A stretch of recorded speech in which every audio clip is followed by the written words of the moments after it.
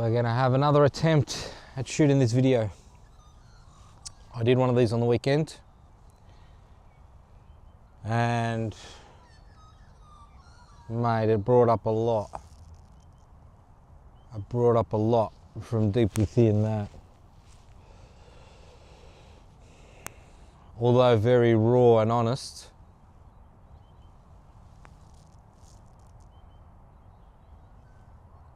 I don't know if I want to subject you guys to sit through that. But there's some kind of compulsion in me in here that feels, I don't know what the right word is. I feel compelled to tell you. I'll give you a rundown of why I fish. Hopefully it doesn't get too deep.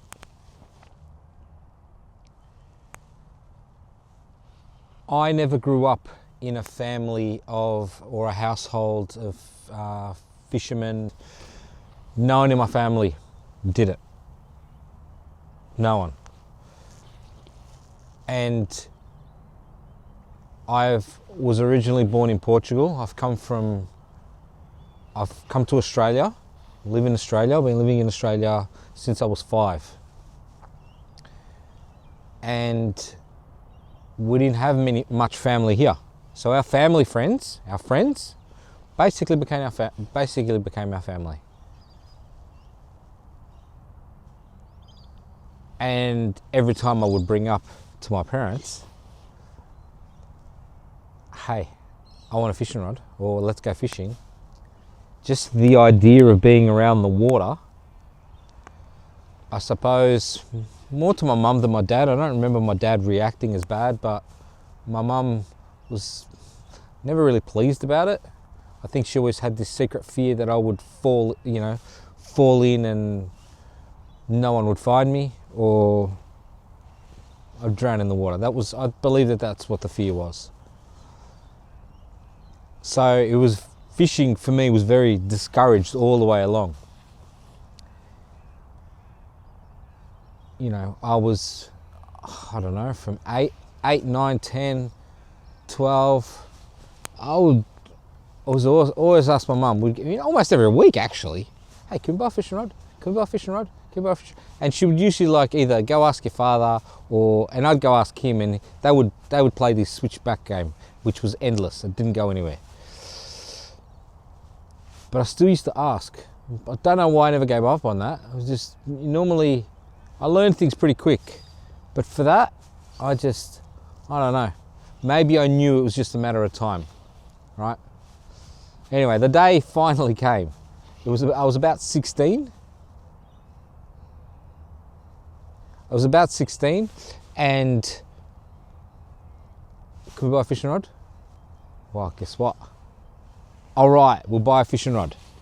Mate, I don't know how many years that took, but Daiwa Black Widow combo. It was, I've still got it at home. It's been retired, but it's very, very sentimental to me. Now, up until that point, I was using let's call it a broomstick, because it kind of was. The neighbour next door, he used to collect all of this junk all the time. He used to have, I don't know, garage sales every 6 months. Probably about 2 years prior, 2 years, maybe less actually. Actually, I don't know. The neighbour next door was having a garage sale. And he had these bamboo fishing rods, right? It was a bamboo fly rod. Now, don't get excited, right? For those of you who fly fish and understand about how prestigious the bamboo rods are nowadays, because they're handcrafted and whatnot. Yeah, this wasn't that, right? This was a bamboo cane rod, super heavy. It was like a broomstick, and I had broken off about a foot of it from the tip while I was running. I had a crappy little reel that probably got from Trash and Treasure for like $5, and Mate, this thing used to bring me joy. We'd go away every weekend and mate, this broomstick was always packed in the car. It had metal ferrule rods, right? So just the parabolic action on that. Anyway, so got a fishing rod.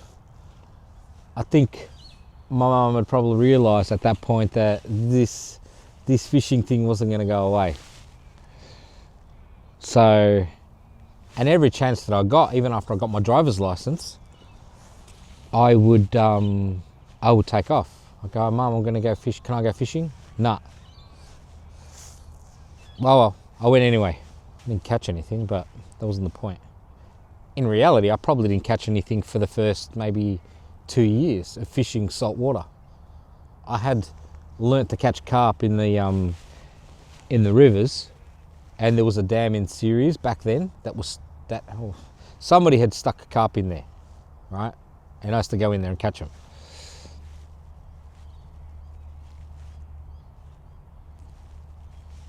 So the fishing for me was, I don't even know how to explain it, because there is nothing really rational about it. All I knew was that despite of how bad or how just chaotic, whatever the day had been, being by the water, being by the elements, like, and not even, being calm. If I was feeling down or depressed or something, back then, I would, standing in the wind, being practically blown over by the sheer force of nature showing me, and I used to come away sort of, you know what, in the grand scheme of things, probably ain't that big. It'll pass. Learn about it. And I don't know if there was something meditative that was kind of going on in my head. I don't know. But this is what used to take place. And after high school, with two of my mates especially, Sam was pretty much always there, right? We'd always go. And other times, Marlon was sometimes with me as well. So we would take off to Lorne, we would go to Phillip Island, we would go to, we would cover all of Victoria. We'd sleep in the car park, sleep on the pier, Lorne Pier, for example, used to have the boats. Before they redid it, there used to be boats on there that they used to crane out into the water. I used to sleep in amongst there. It wasn't good sleep, but it was enough to get you by through the night, right? And then when you got home, mate, the sleep after an all-nighter fishing, to this day, it's still amazing, right? Amazing. So fishing for me was, I don't know, it was just something inherent that reset something else internally. Right? I can't explain it better than that because I genuinely don't know. But it always made me feel better. So I did it every opportunity that I could. It was a mild obsession.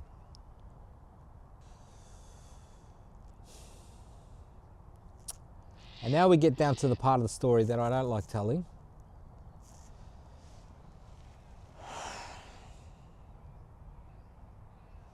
I might have to do some cuts in the video. I might.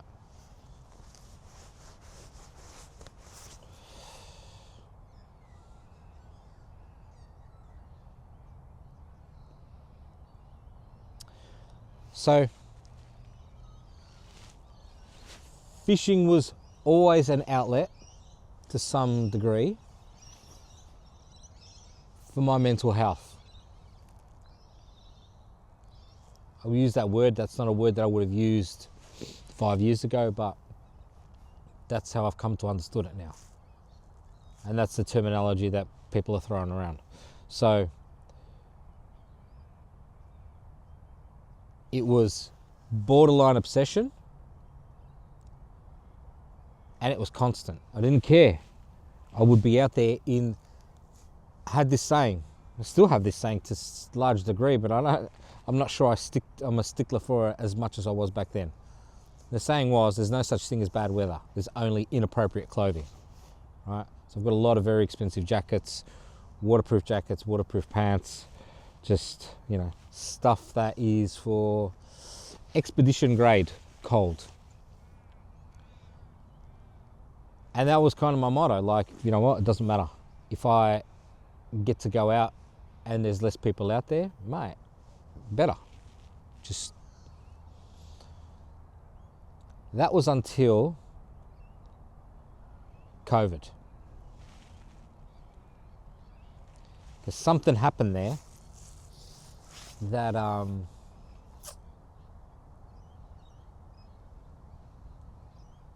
that changed me.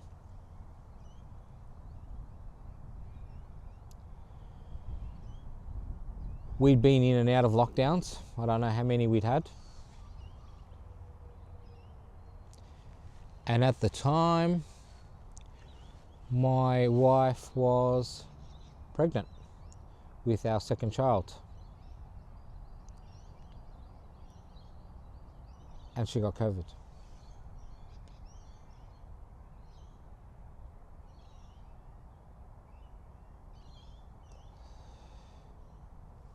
My older son got COVID. I was the only one in the house that didn't get it.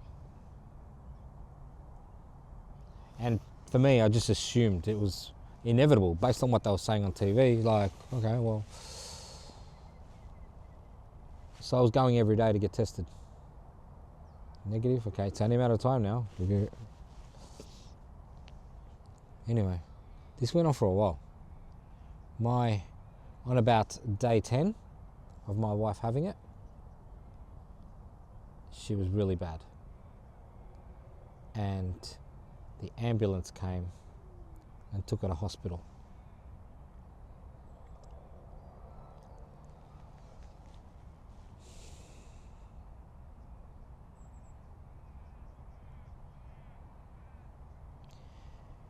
And at the time my wife's the social butterfly of the family. And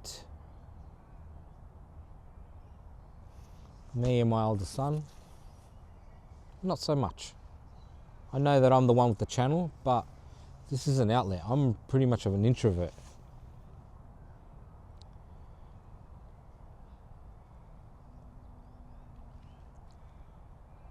Anyway, because she's a social butterfly, we had everyone calling. They wanted to talk. How is she? Give me an update.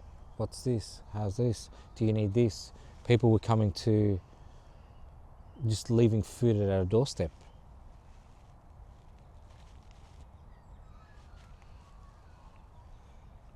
Which I had to quickly put an end to.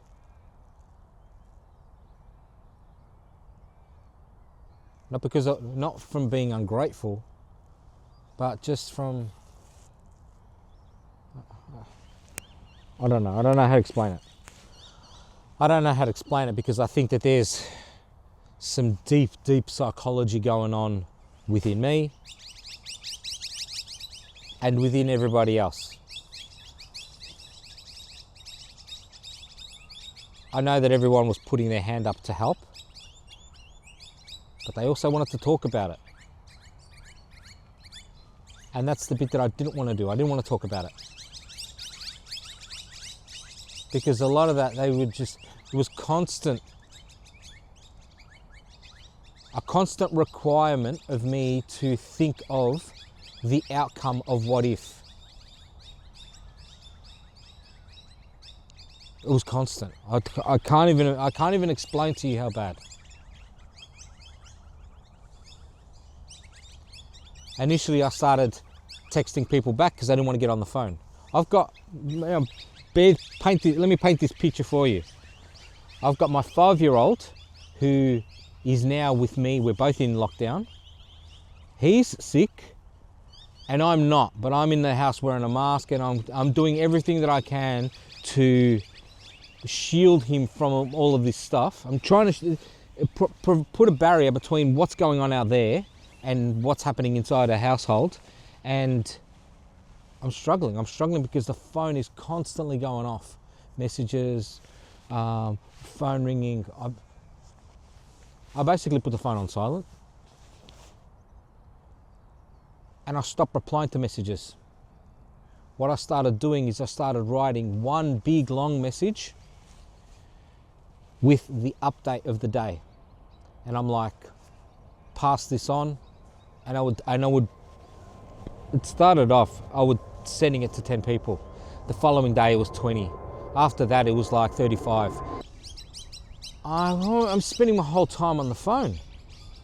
I'm here supposed to be nurturing and looking after my child, and everybody needs an update. And the text messaging wasn't cutting it, right? The phone was constantly blowing up, and it was literally, I was literally turning it off.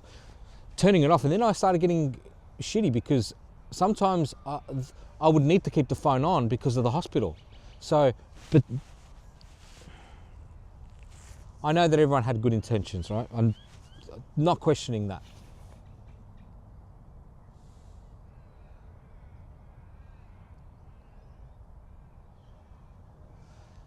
So what I started doing was I started writing I don't know what do you want to call it. You want to call it a report, it was the text message, but in long form like an email, and I had published it to a private network. I don't know, you could call it a blog. And everything that I spoke to the doctors about, I'm a very meticulous person. Everything and all the details that I got told, I was putting into that piece of writing. And it lasted as long as it did. When people asked, and I was like, share this around, share the link, right? You want to know? This is how she's doing. You want to know? Here, go to this.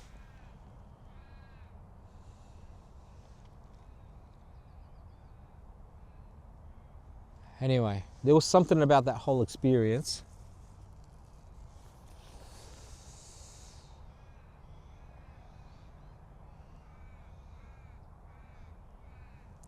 Something inside here broke.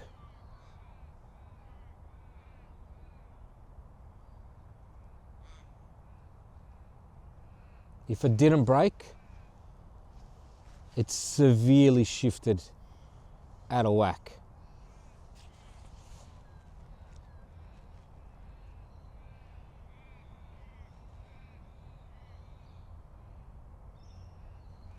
So while she was in hospital, they find an infection. It just went from one bad thing to another, to another, to another, that I don't even remember by which day. We're going to put her on a ventilator. And I get the call from the hospital saying that they're going to put her on an induced coma in order to put her on a ventilator. And I remember asking, so are you guys asking me for my permission, or, and they're like, yes, we need your permission. And I'm like, okay, so what are the chances? She's like, mate, if we don't do this, it's end of story. And I'm like, and what are the risks? Well, we don't know. I was a bit scared about asking about the risks, because all the way along this, me writing this stuff and asking about the risks, they would always give me they would lean towards the best case scenario. It was always leaned on the best case scenario. But that's not what happened every time. Every time I copped the worst case scenario.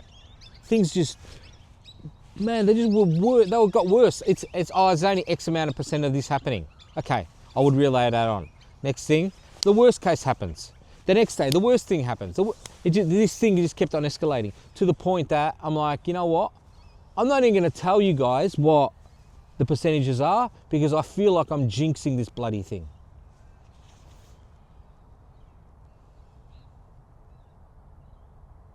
Anyway, So they put her in an induced coma. This part of my life it's been a bit of a blur, really.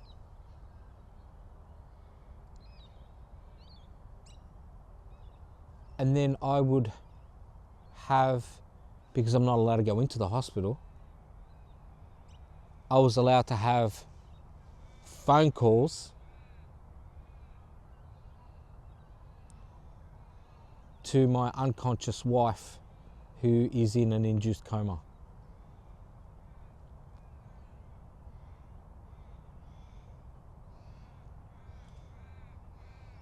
I don't know what they did.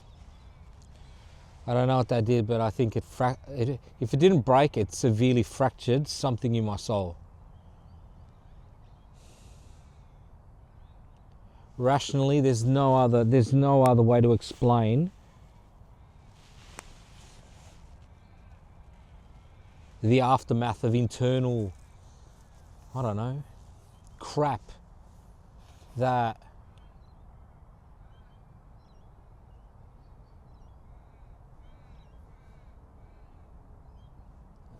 I don't even know how to finish the sentence.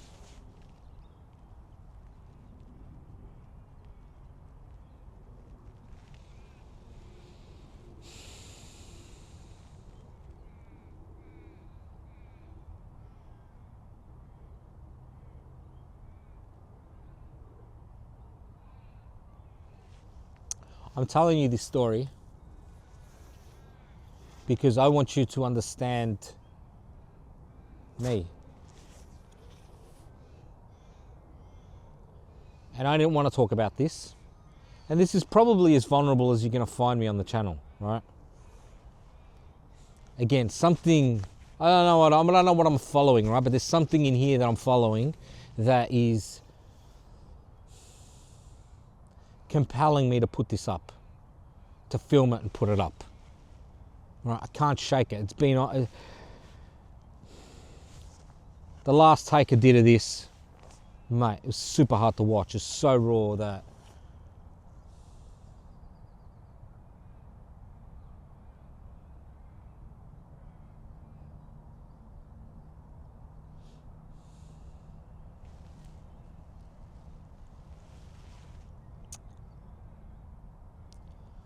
I'm not telling you this because I want sympathy.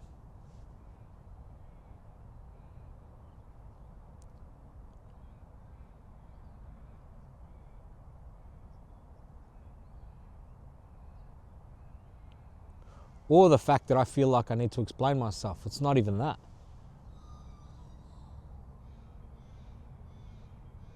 I know firsthand that having my wife go through that and me coming out changed on the other side shifted some stuff. Some stuff in here, some stuff in here. I don't know. I've seen therapy about it. It was ongoing for a long time.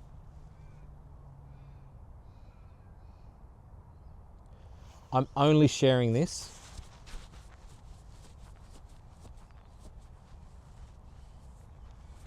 because this is why I started the channel.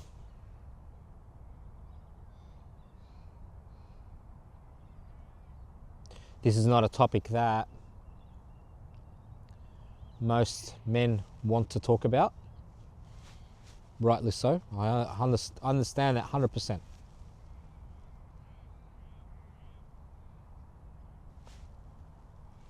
But I started the channel because I believe some of the stuff that's healed some of these internal scars has been the outdoors.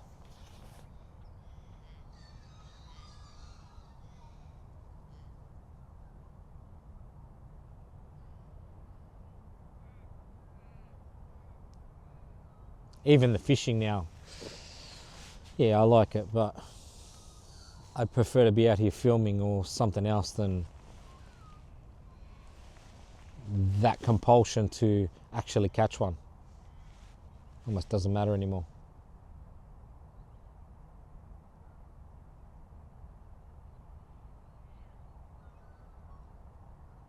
I don't know how much of you care. The videos that I do allude to the well-being of the outdoors and how that is to you mentally and, I don't know, soulfully, spiritually, or whatever you want to call it. Mate, those videos gain no traction.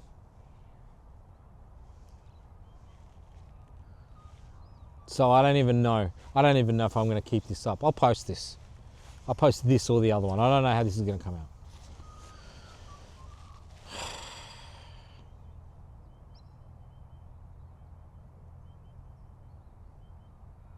And as much as I don't want to keep talking about it, I do feel the need to be open and honest to you. All right?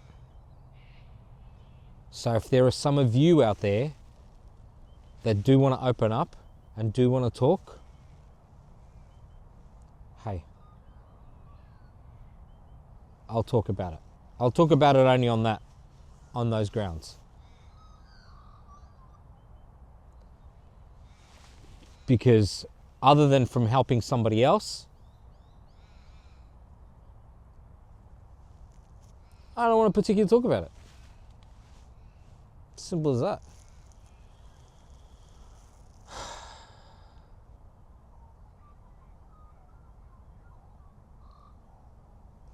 I hope I haven't put you in a downer.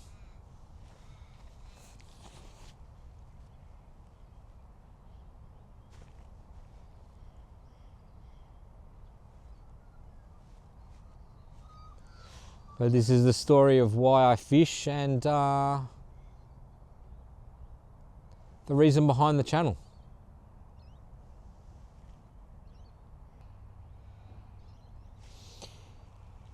If anything that I've said has resonated with you in any way,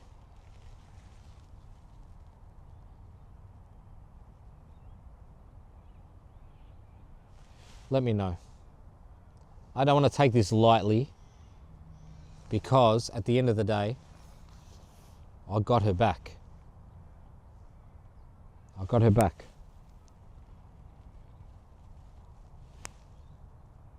I won the lottery. I got her back and I got our little baby boy back. He's 3 now.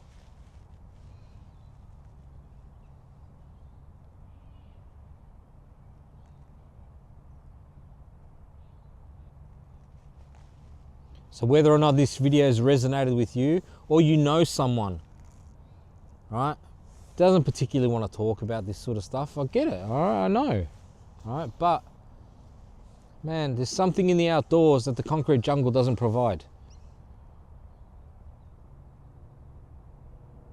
If you know someone like that, share this with them. All right. You may not know, based on them not wanting to talk, you may not know where they may be in life and what's going on in their heads. And something like this may help through that struggle.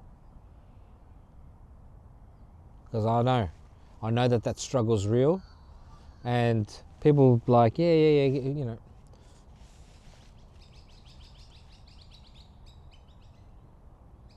I know plenty of people that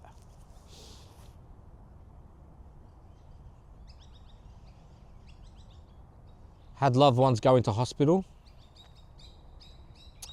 and that was the last time they saw them.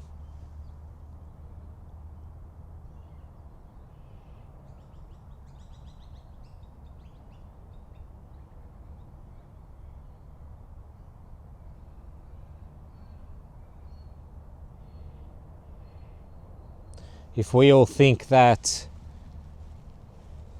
the stuff we were subjected to, the locking down, all of this stuff of freedom and whatever, that we're all over that, mate, you're dreaming.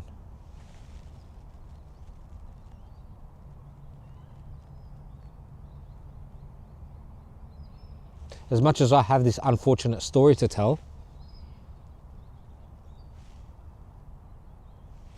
I've got a happy story to tell because I ended up with a happy outcome. How many of those? Countless around the world.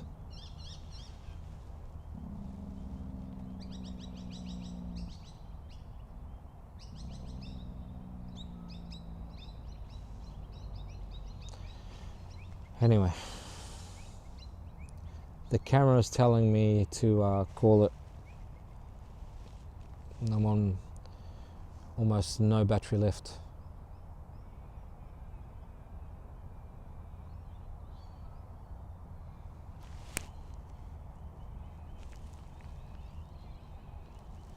Geez, I don't know which take is worse, if this one was the other one.